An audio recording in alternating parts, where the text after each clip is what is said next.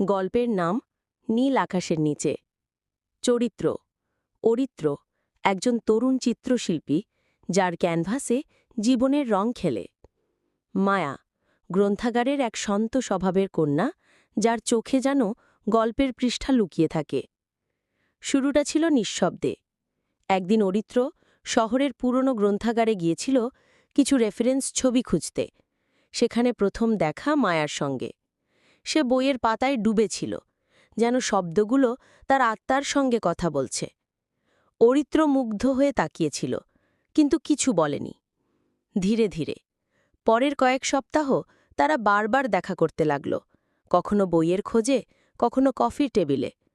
অরিত্র মায়ার জন্য একটি পেইন্টিং আঁকে, একটি নীল আকাশ যার নিচে দুটি ছায়া পাশাপাশি হাঁটছে। মায়া বুঝে যায় এই ছায়াগুলো তাদেরই।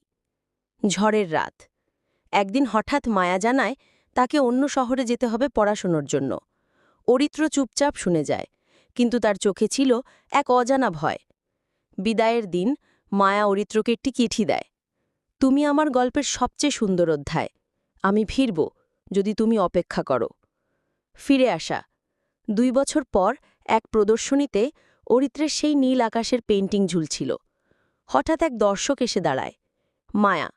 সে ফিরে এসেছে, ঠিক যেমন প্রতিশ্রুতি দিয়েছিল। অরিত্রের চোখে জল, কিন্তু মুখে হাসি। এই গল্পটা আমাদের মনে করিয়ে দেয়, ভালোবাসা কখনো তাড়াহুড়ো করে না, সে অপেক্ষা করতে জানে।